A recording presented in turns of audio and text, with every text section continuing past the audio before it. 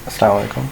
आज के इस लेक्चर में हम जो है वो फ़िज़िक्स के MCQs 50 MCQs जो इम्पोर्टेंट हैं पहले चैप्टर के 9th क्लास के वो डिस्कस करेंगे और उनके राइट और रॉन्ग ऑप्शन के ऊपर जो है वो बात करेंगे।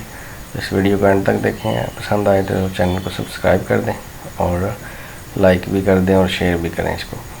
तो पहला चैप्टर है फ़िज़िकल क्वांटिटीज़ एंड मेजरमेंट्स। तो RJ एकेडमी के नाम से जो है वो चैनल पे काम किया जा रहा है और ये पहली वीडियो है जिसमें पहले चैप्टर 9th के पहले चैप्टर को लिया गया। फर्दर चैप्टर्स के बारे में भी जो है वो इसी तरह MCQs बनाए जाएंगे, तो आप इसको फॉलो करें और बेल आइकन को प्रेस करें ताकि नेक्स्ट वीडियो की जो है वो अपडेट आपके पास चली आए। जी, तो पहला क्वेश्चन इसमें है the branch of science which deal with the study of matter, study of properties of matter, energy and there mutual relationship. तो होता क्या है कि मैटर और एनर्जी का जो रिलेशन है, इसकी जो स्टडी है वो हम फ़िज़िक्स में ही करते हैं, तो इसलिए इसका जो मोर अप्रोप्रिएट आंसर है वो फ़िज़िक्स ही है। अब इसमें एस्ट्रोनॉमी की बात क्यों नहीं की जाती है, जियोलॉजी की बात क्यों नहीं की जाती है, केमिस्ट्री की। अब अगर हम देखें तो एस्ट्रोनॉमी जो है वो एक स्पेसिफ़िक फील्ड है जो स्पेस और स्टार्स और इसी तरह जो स्पेस के बीच में मौजूद जितने भी प्लैनेट्स हैं उनके बारे में जो स्टडी है वो एस्ट्रोनॉमी में आती है। इसी तरह अगर जियोलॉजी की बात करें तो ये जो है वो अर्थ की स्टडी है, जियो मीन्स अर्थ। तो केमिस्ट्री के हवाले से अगर हम बात करें तो इसमें रिएक्शनरी साइंस है जिसमें रिएक्शंस के डिफरेंट मिक्सचर और उनके रिएक्शंस के ऊपर बात की जाती है।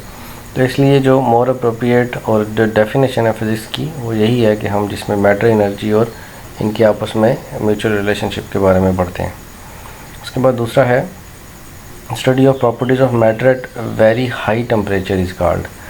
अब देखें इसमें प्लाज्मा फिज़िक्स इसका आंसर क्यों है, क्योंकि प्लाज्मा है फोर्थ स्टेट ऑफ मैटर और अबाउट 99.9% जो है वो प्लाज्मा ही हमारी यूनिवर्स में एग्जिस्ट करता है। तो इसमें यह है कि इसमें हम अगर एग्ज़ाम्पल लें तो ये जो सन है ये भी प्लाज्मा की एग्ज़ाम्पल है। इसी तरह स्टार्स हैं उनकी एग्जांपल भी प्लाज्मा के तौर पे ली जा सकती है। इसी तरह यूनिवर्स के अंदर जो मिल्की वे है, गैलेक्सीज़ हैं, उन सब के अंदर जो है वो बहुत ज़्यादा हार्ड टेम्परेचर के ऊपर डिफरेंट गैसेस एग्जिस्ट करती हैं। तो लाइट बल्ब के अंदर भी जब हम उसको, या ट्यूब लाइट के अंदर भी जब हम उसको ऑन करते हैं तो इलेक्ट्रिसिटी उसको मिलती है, तो पार्टिकल्स फ्लो करते हैं, आपस में स्ट्राइक करते हैं, हीट अप होते हैं और रिज़ल्ट में इलेक्ट्रिसिटी जनरेट करते हैं। तो इसलिए प्लाज्मा फिज़िक्स जो है वो हाई टेम्परेचर पे जो है इसकी प्रॉपर्टीज़ जो है उसको डील किया जाता है। एस्ट्रोफिज़िक्स की अगर हम बात करें तो ये स्पेस साइंस की ब्रांच है जिसमें हम बर्थ ऑफ प्लैनेट, स्टार्स वगैरह के बारे में बात करते हैं। साउंड की करैक्टरिस्टिक की स्टडी को साउंड कहते हैं। इलेक्ट्रोमैग्नेटिज्म, चार्जेस के मैग्नेटिक इफ़ेक्ट के बारे में बात की जाती है इसमें, इसलिए प्लाज्मा फिज़िक्स इसका राइट ऑप्शन होगा। उसके बाद study of properties of earth and it's activities is called. अब अर्थ की जो स्टडी है उसकी अगर हम बात करें तो वो जियो फिज़िक्स है, क्योंकि जियो का मतलब ही अर्थ होता है और फिज़िक्स ज़ाहिर सी बात है इसकी स्टडी है, तो जियो फिज़िक्स के नाम से इसको हम याद करते हैं। अब अगर हम बात करें मैकेनिक्स की तो that deal with the study of motion and it's causes and it's effects. तो इसलिए यहाँ पे कहीं पे भी मोशन और उसके काजेज़ की बात नहीं की गई क्वेश्चन के अंदर। इसी तरह हीट जो है वो इसकी ट्रांसफॉर्मेशन और इसकी प्रोडक्शन के बारे में या इसकी करैक्टरिस्टिक्स के बारे में जो स्टडी है वो हीट होती है। Type of branch of science है ये भी। सॉलिड स्टेट फिज़िक्स में एटॉमिक स्ट्रक्चर, उसकी क्रिस्टलाइन स्ट्रक्चर और इस तरह की स्ट्रक्चर्स के बारे में बात की जाती है सॉलिड स्टेट फिज़िक्स के अंदर, तो इसलिए ये ब्रांच भी इसमें नहीं हो सकती। तो जियो फिज़िक्स इसलिए है इसमें क्योंकि इसमें अर्थ की स्टडी है या अर्थ की एक्टिविटीज़ के बारे में बात की जाती है। उसके बाद the study of isolated nuclei of an atom is called. अब देखें आइसोलेटेड न्यूक्लियाई का मतलब ये है कि सेपरेटली हम सिर्फ न्यूक्लियस की अगर हम बात करें तो वो ज़ाहिर है न्यूक्लियर फिज़िक्स होगी। बायोफिज़िक्स इसलिए नहीं है क्योंकि वो तो एक लिविंग ऑर्गेनिज़म की जो स्टडी है उसको हम कहते हैं, उसमें बहुत सारे एटम्स, पार्टिकल्स, उनके न्यूक्लियस के बारे में बात की जाती है। लेकिन जब आइसोलेटेड न्यूक्लियाई की बात होगी तो वो न्यूक्लियर फिज़िक्स में आएगा। एस्ट्रोफिज़िक्स फिर वही है, स्पेस साइंस की ब्रांच है। और प्लाज्मा फिज़िक्स जो है वो फोर्थ स्टेट है या आयनिक स्टेट ऑफ मैटर की बात की जाती है इसमें, तो इसका सी ऑप्शन ठीक है। मच ऑफ द यूनिवर्स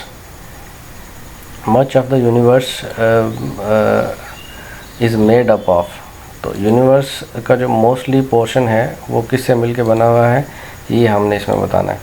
तो ज़ाहिर सी बात अभी हमने बात की है कि 99.9% जो है वो अगर प्लाज्मा एग्जिस्ट करता है यूनिवर्स के अंदर, तो इसका मतलब ये है कि प्लाज्मा ही वो ब्रांच है जो होल यूनिवर्स के ऊपर सबसे ज़्यादा मतलब मींस के वैल्यू में कंसंट्रेशन में पाई जाती है। उसके बाद सॉलिड लिक्विड की अगर हम बात करें तो ये तो 0.01% जो है वो इसकी वैल्यू बनती है। तो इसलिए जो प्लाज्मा है वही 99.9% एग्जिस्ट करता है ऑल ओवर द यूनिवर्स। तो सी ऑप्शन इसका ठीक होगा। उसके बाद international system of units is abbreviated. अब इंटरनेशनल सिस्टम है तो इसका मतलब ये नहीं है कि हम इसको IS लिखेंगे, बल्कि हम इसको ईजी फॉर्म में जो है वो SI लिखते हैं, जैसे SI यूनिट्स की बात की जाती है। तो इसलिए इसमें ये वाला ऑप्शन बी ऑप्शन जो है वो ठीक होगा। The term use internationally for multiples and सब मल्टीपल्स। अब मल्टीपल और सब मल्टीपल की अगर बात करें तो ये जो है वो प्रीफिक्स होते हैं। प्रीफिक्सेस इसलिए होते हैं क्योंकि ये वो वर्ड्स या लेटर्स हैं जो SI यूनिट से पहले लिखे जाते हैं, जबकि साइंटिफिक नोटेशन 10 रेज़ की पावर में लिखने को कहते हैं। स्टैंडर्ड फॉर्म का मतलब है कि हम किसी भी वैल्यू का जो डेसिमल पॉइंट है वो फर्स्ट नॉन ज़ीरो डिजिट के बाद लगाएंगे, वो स्टैंडर्ड फॉर्म होगी।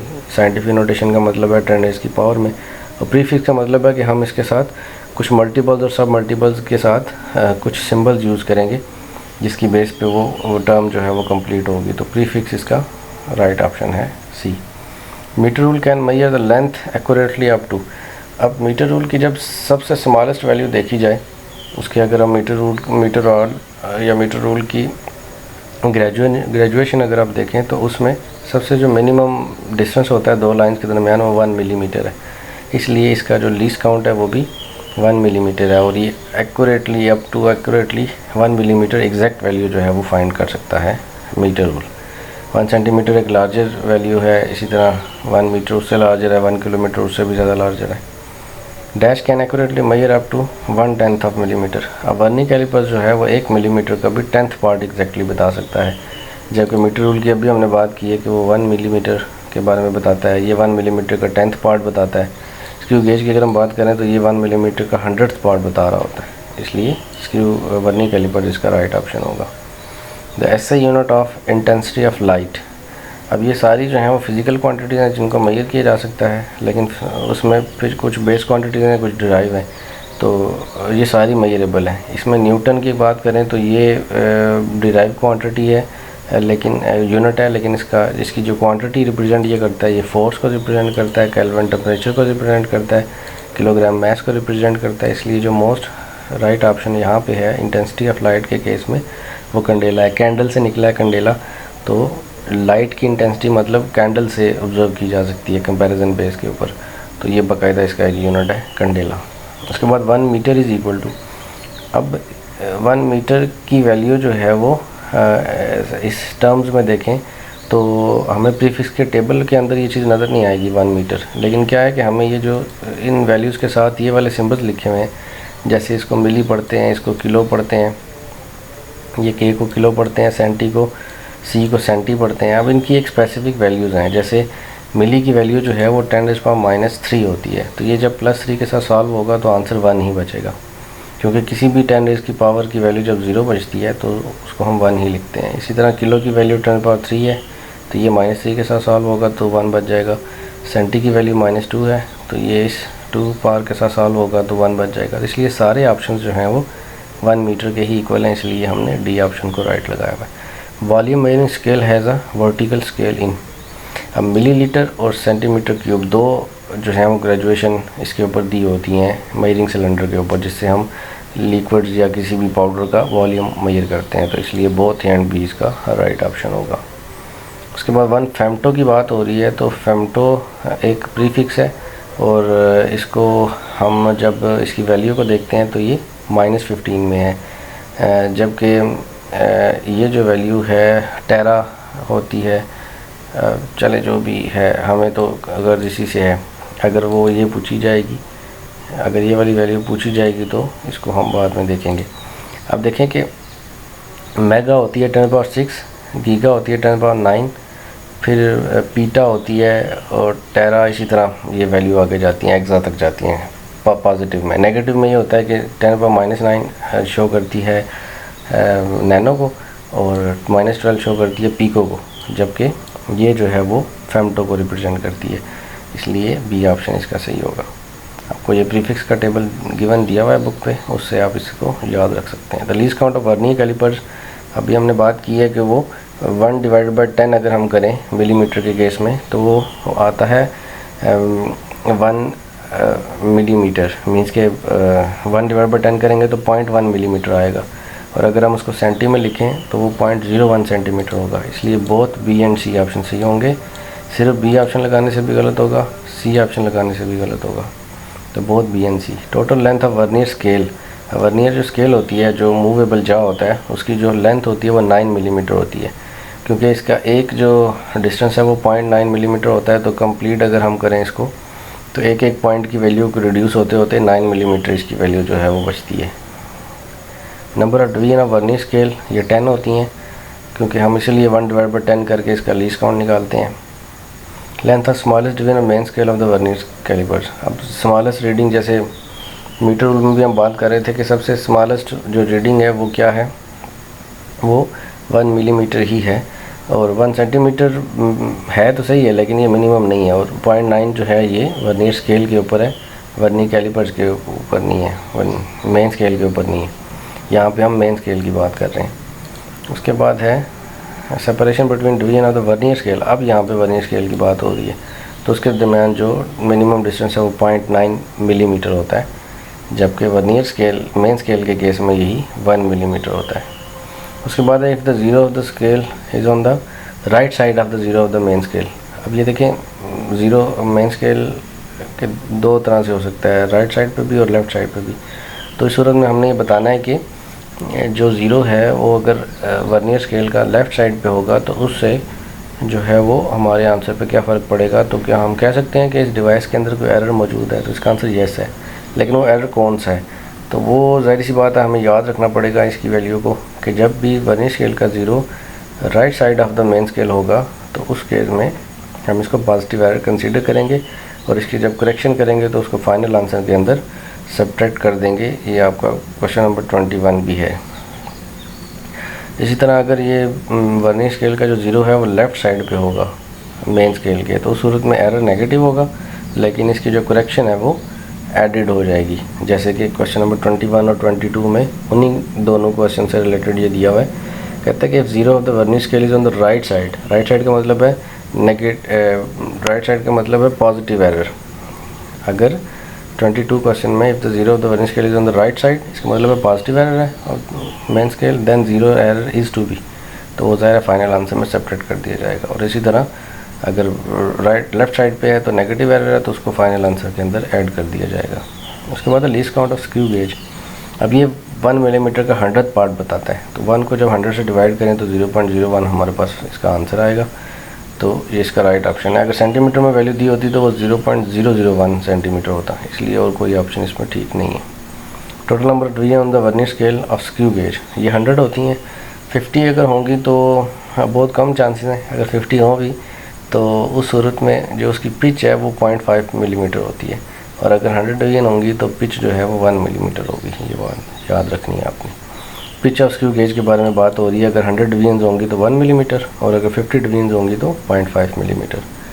If the zero of the circular scale is above the horizontal line, अब जाहिर सी बात है स्क्रू गेज के अंदर भी एरर मौजूद होता है। एरर यही होता है कि जो उसकी मेन स्केल होती है, जिसको हम हॉरिजॉन्टल स्केल भी कहते हैं, हॉरिजॉन्टल लाइन कहते हैं, वो अगर सर्कुलर स्केल के ज़ीरो के साथ कोइंसाइड नहीं कर रही तो उस सूरत में भी इसमें एरर मौजूद होगा। तो अगर तो ये अबव द लाइन होगी, हॉरिजॉन्टल जो लाइन है, then zero error will be. Circular scale is above the horizontal line, मतलब कि जब हम उसको टाइट कर रहे होंगे तो अगर वो ज़ीरो ऊपर चला जाता है अबव, तो उस सूरत में एरर नेगेटिव होगा, लेकिन इसकी करेक्शन जो है वो अगेन क्या होगी, एडिड की शक्ल में होगी। ये बिल्कुल इसके रेसिप्रोकल हैं। नेगेटिव एरर का मतलब है वैल्यू को ऐड करना, पॉजिटिव एरर का मतलब है वैल्यू को सब्ट्रैक्ट करना।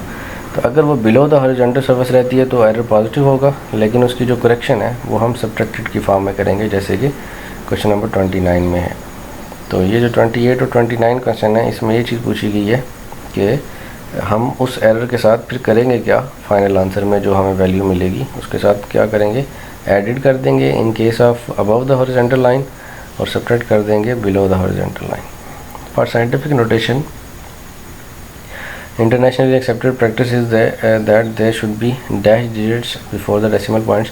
इसमें ये होता है कि जो स्टैंडर्ड फॉर्म होती है वही लिखी जाती है साइंटिफिक नोटेशन के केस में भी, तो उसमें 1 जो है वो there should be 1 digit before the decimal point. तो अगर 2, 3, 4 होंगे तो तब वो साइंटिफिक नोटेशन तो होगी, वो नंबर साइंटिफिक नोटेशन तो होगा, लेकिन वो स्टैंडर्ड फॉर्म नहीं होगी। तो स्टैंडर्ड फॉर्म बनाने के लिए हमें पहली डिजिट के बाद ही पॉइंट लगाना पड़ेगा। उसके बाद है in screw gauge the distance move forward और backward in 1 complete rotation of the circular scale is known as. तो इसमें अगर जब एक रोटेशन कंप्लीट करता है तो उसको हम पिच ऑफ स्क्रू गेज कहते हैं। जैसे ऊपर हमने पढ़ा है कि वो 1 मिलीमीटर होता है in case of 100 divisions. A physical balance is used to measure। Physical balance mass measuring device है तो ज़ाहिर है मैस ही मेजर करेगा, ठीक है, इन किलोग्राम्स। वेट नहीं है, वेट का यूनिट न्यूटन होता है, तो इसके लिए डिफरेंट मेथड्स हैं, इसके लिए फार्मूला है जो भी, उससे हम इसकी वैल्यू को मेजर करते हैं। Least count of mechanical watch. अब 2 तरह की स्टॉप वॉच हैं, एक मैकेनिकल स्टॉप वॉच है और एक डिजिटल स्टॉप वॉच है। तो मैकेनिकल स्टॉप वॉच की जो वैल्यू है, जो लीस्ट काउंट की वैल्यू है 0.1 सेकेंड है, जबकि डिजिटल की 0.01 सेकेंड है। ये मोर प्रिसाइज होती है डिजिटल स्टॉप वॉच, मतलब ये पॉइंट के बाद 2 एक्यूरेट नंबर बता सकती है, जबकि ये पॉइंट के बाद 1 एक्यूरेट आंसर बता सकती है। उसके बाद है in any measurements the accurately known digits and the first doubtful digit are known as. अब एक्यूरेटली नाउन और फर्स्ट डाउटफुल डिजिट, ये जो डेफिनेशन है प्रीफिक्स की तो नहीं है, प्रीफिक्स की है number words or letter added before SI unit. Significant figures की ही ये डेफिनेशन है कि जिसमें ऑल एक्यूरेटली नाउन और फर्स्ट डाउटफुल डिजिट के कम्बिनेशन से जो नंबर बनता है उसको हम सिग्निफिकेंट फिगर कहते हैं। रियल नंबर कुछ और चीज़ है, इसकी यहाँ पे बात नहीं हो रही। The radius of wire is 0.022 centimetre. The number of significant figures in the measurements. अब रूल्स अगर हम पढ़ें सिग्निफिकेंट फिगर्स के, तो उसमें जो लेफ़्ट साइड पे 0 होते हैं उनको हम लीडिंग ज़ीरो कहते हैं और वो सिग्निफिकेंट नहीं होते।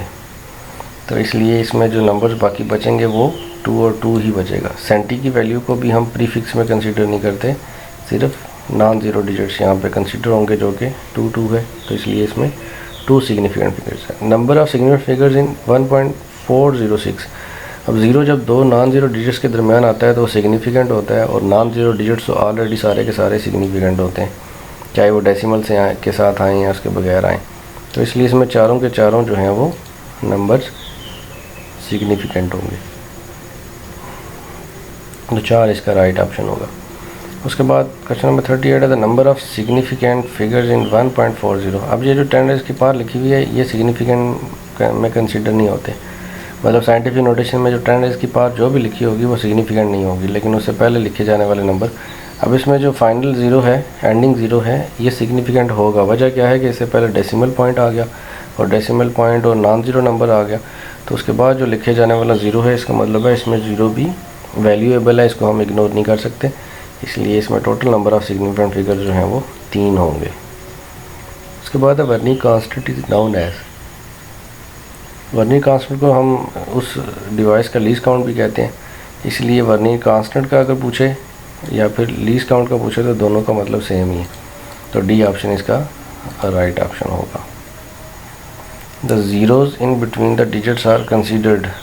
जाहिर सी बात अभी हमने बात की है ऊपर वाले क्वेश्चन में कि यहाँ पे 0 अगर 2 नॉन ज़ीरो डिजिट्स के दरमियान आता है तो वो सिग्निफिकेंट ही होता है, तो इसलिए क्वेश्चन नंबर 40 में अगर बिटवीन द डिजिट्स आएगा 0 तो उसको हम सिग्निफिकेंट ही कंसीडर करेंगे। उसके बाद प्रीफिक्स एक और पूछा गया है 10⁴ स्टैंड फॉर। अब 10⁴ अगर आप पूरा प्रीफिक्स टेबल देखें ना तो 10⁴ आपको कहीं नहीं मिलेगा, इसलिए ये पॉइंट आपने इसमें जो है वो मिस्टेक नहीं करनी। ये ना माइक्रो में आता है, ये 10⁻⁻6 होता है, किलो 10⁻3 होता है, नैनो 10⁻⁹ होता है, इसलिए नन ऑफ दीज ऑप्शन सही होगा। 1 micro second is equal to, micro की अभी मैंने बताया 10⁻⁻6 पार होती है, तो इसमें सी ऑप्शन जो है वो ठीक है। -12 पीको है, -3 मिली है और -9 नैनो है। To measure correctly the volume of the liquid the eye must be kept on the dash surface. अब इसमें यह है कि जब हम किसी भी वैल्यू को देख रहे होते हैं तो उसमें हमें जो है वो देखना ये होता है कि हम बिल्कुल उसके इसमें एक आता है पैरेलैक्स एरर। तो पैरेलैक्स एरर यही होता है कि जब हम किसी भी चीज़ को, दो चीज़ों को आपस में कोइंसाइड नहीं कर पाते, तो ऐसे एरर को पैरेलैक्स एरर कहते हैं। इसको रिमूव ऐसे किया जा सकता है कि दोनों लाइंस बिल्कुल एक्यूरेटली एक दूसरे को कोइंसाइड कर रही हों। तो हम जब मिडल से इसको देखेंगे तो मेरे ख्याल में जो एरर है वो रिमूव हो जाएगा। The number of derive units in SI system, derive की कोई तादाद नहीं है, बहुत सारी डिराइव क्वांटिटीज़ हैं, मल्टीपल हो सकती हैं, इसलिए इसका मल्टीपल ऑप्शन सही है। Which one of the following is not a derived unit. अब कौन सा जो है वो डिराइव्ड यूनिट नहीं है। पास्कल डिराइव्ड है, न्यूटन भी डिराइव्ड है, वाट भी डिराइव्ड है, तो किलोग्राम ही बचता है जो कि फंडामेंटल यूनिट है। And interval 200 micro second is equivalent to. अब इस बहुत दफ़ा क्वेश्चन आया पेपर में, अब माइक्रो की सिर्फ वैल्यू पुट कर दें फिर तो ये आंसर हमें ठीक लग रहा है, लेकिन इसके साथ जो 2 ज़ीरो हैं इनको हम इग्नोर नहीं कर सकते। इसको जब साइंटिफिक नोटेशन की फॉर्म में लिखेंगे तो ये बनेगा 10⁻²। तो 10⁻² जब 10⁻6 से सॉल्व होगा तो बाकी -4 वैल्यू बचेगी। तो C option is right option. Which instrument is most suitable to measure the internal diameter. अब जो वर्नी कैलिपर होता है ये इंटरनल डायमीटर मेजर कर सकता है, एक्सटर्नल डायमीटर मेजर कर सकता है, लेंथ मेजर कर सकता है, एरिया, वॉल्यूम और डेप्थ भी मेजर कर सकता है। तो इसके 2 जाज होते हैं, एक लोअर एक अपर। तो जो अपर जाज हैं वो इंटरनल डायमीटर मेजर कर सकते हैं, तो इसलिए इसका बी ऑप्शन सही होगा। Amount of substance in terms of number is measured in. Amount of substance की बात हो रही है तो किलोग्राम तो मैस का यूनिट है, ग्राम भी मैस का यूनिट है, न्यूटन फोर्स का यूनिट है, तो मोल ही बचता है अमाउंट ऑफ सब्सटेंस के केस में जिसमें इसकी मेजरमेंट की जाती है। क्वेश्चन नंबर 49 है, student claim the diameter of the wire is 1.032 centimetre using vernier callipers. अब to what extent do you agree with it. अब कहता है कि एक स्टूडेंट ने ये वाली वैल्यू मेजर की है, तो बताएं कि किस वैल्यू तक ये आंसर एक्यूरेट है। तो अगर हम least count of vernier calipers की बात करें तो उसका लीस्ट काउंट जो होता है वो 0.01 सेंटीमीटर होता है। इसका मतलब है पॉइंट के बाद वो 2 नंबर्स एक्यूरेटली बता सकता है, तो इसलिए इसका सी ऑप्शन जो है वो करेक्ट होगा। उसके बाद है the number of base units. अब बेस यूनिट्स जाहिर सी बात है, पहले चैप्टर में पहला फिज़िकल क्वांटिटीज़ के बाद यही टॉपिक है, उसमें 7 बेस क्वांटिटीज़ हैं। ये पॉइंट बेसिक है, इसको आपने याद रखना है। तो चैनल को आप सब्सक्राइब कर दें और ये जितने भी MCQs हैं इनको प्रिपेयर करें, क्योंकि ये फ़ाइनल जो है वो एग्ज़ाम्स में अक्सर आ जाते हैं। तो चैनल को सब्सक्राइब कर दें और फर्दर वीडियोज़ के लिए अपडेट जो है वो आपको मिलती रहेंगी। Thank you.